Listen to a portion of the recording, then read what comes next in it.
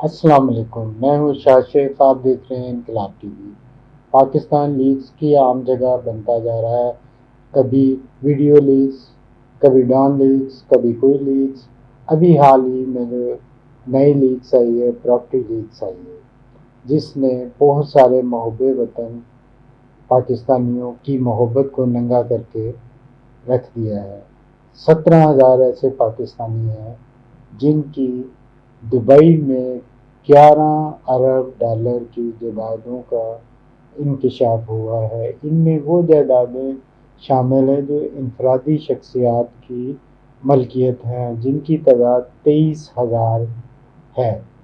وہ جائیدادیں جو پاکستانیوں نے کمپنیوں کے نام پر خریدی ہیں وہ نہیں ہیں۔ یہ تمام جائیدادیں دبئی انلاگ پروجیکٹ کے تحت خریدی گئی ہیں۔ پاکستان اتنی بڑی تعداد میں جائیدادیں خریدنے والا دوسرا ملک ہے۔ وہیں پر جو سب سے زیادہ ایسی پراپرٹیز خریدی گئی ہیں وہ بھارت میں خریدی ہیں۔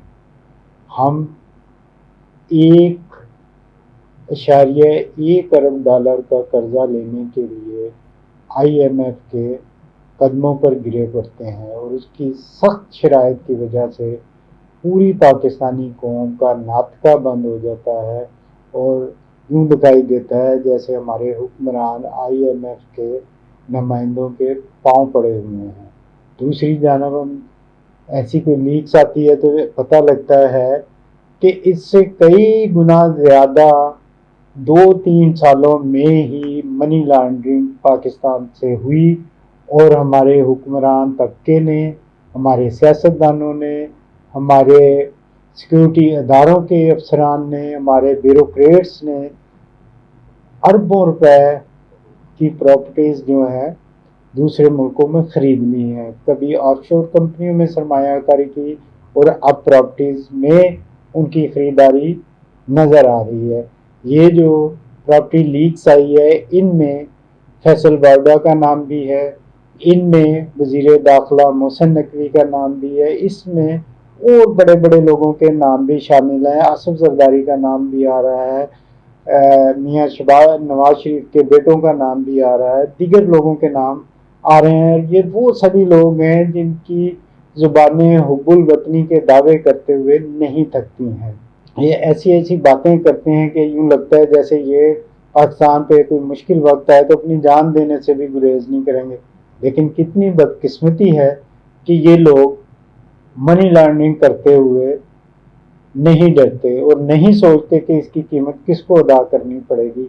یہ اتنی 11 ارب ڈالر جو پاکستان سے باہر گئے ہیں، باہر پراپرٹی خریدی گئی ہے، یہ کسی نہ کسی طرح تو پاکستان سے گئے ہیں، قانونی طور پہ یا غیر قانونی طور پہ۔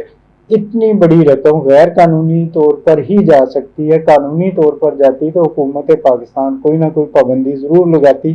انہیں ضرور نظر آتا کہ اتنی بڑی مقدار میں سرمایہ پاکستان سے باہر جانے کا اس ملک کی معیشت پر کیا اثر پڑے گا، لیکن کسی نے نہیں دیکھا، کیونکہ یہ سبھی لوگ اس حمام میں ننگے ہیں۔ چاہے ان کا تعلق سیکورٹی اداروں سے ہے، چاہے عدلیہ سے ہے، چاہے بیوروکریٹس ہیں یا حکمران ہیں، یہ سب ہی پاکستان کو لوٹنے میں لگے ہیں۔ اگر پاکستان کو لوٹ نہیں رہے تو ان کے پاس کیا جواز ہے بیرون ممالک سرمایہ کاری کرنے کی، بیرون ممالک جائیدادیں خریدنے کی؟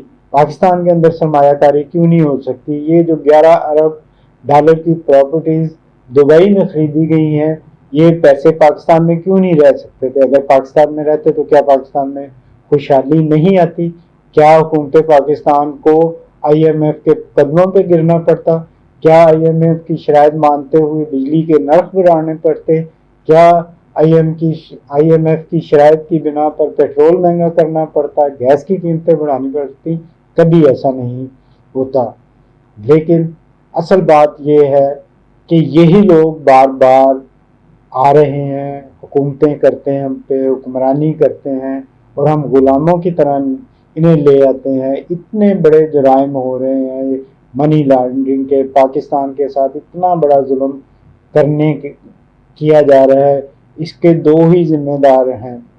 اگر تو یہ لوگ ووٹ کے ذریعے آ رہے ہیں تو پھر پوری قوم اس کی ذمہ دار ہے، پوری قوم مجرم ہے کہ وہ ایسے ہی لوگوں کو بار بار کیوں لا رہی ہے جن کے نام ہر بار کسی نہ کسی لیکس میں آ جاتے ہیں اور پتہ لگتا ہے کہ انہوں نے اربوں روپے جو ہے پاکستان سے نکال کر دوسرے ممالک میں یا تو سرمایہ کاری کی ہے، پراپرٹیاں بنا لی ہیں، کارخانے بنا لیے ہیں، پھر ہم انہی کو منتخب کر کے پارلیمنٹ میں لاتے ہیں۔ تو یہ کیا اس ملک کا فائدہ کریں گے، اس قوم کو کیا فائدہ دیں گے؟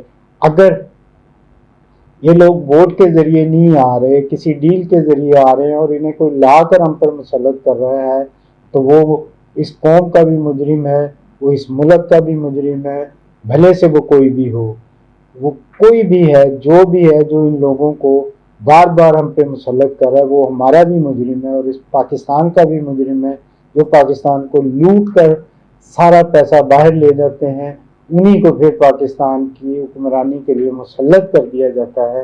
یہ مسلط کرنے والے جو لوگ ہیں وہ ظالم بھی ہیں اور پاکستان اور قوم کے مجرم بھی ہیں۔ اگر یہ ووٹ کے ذریعے آ رہے ہیں تو پھر ہم اس کے ذمہ دار ہیں، پھر ہمارے ساتھ جو کچھ ہو رہا ہے وہ ہی ہونا چاہیے، اور ایسا ہی ہونا چاہیے کہ ہم اپنی آنکھیں کھولنے کی بجائے، شعور کی بجائے، ہم پھر انہی لوگوں کو بار بار مسلط کرتے ہیں، بار بار انہی کو کندھوں پہ بٹھا کے پارلیمنٹ تک پہنچاتے ہیں۔ اس کے پھر ہم ذمہ دار ہیں۔ اسی کے ساتھ اجازت دیجیے، خدا حافظ۔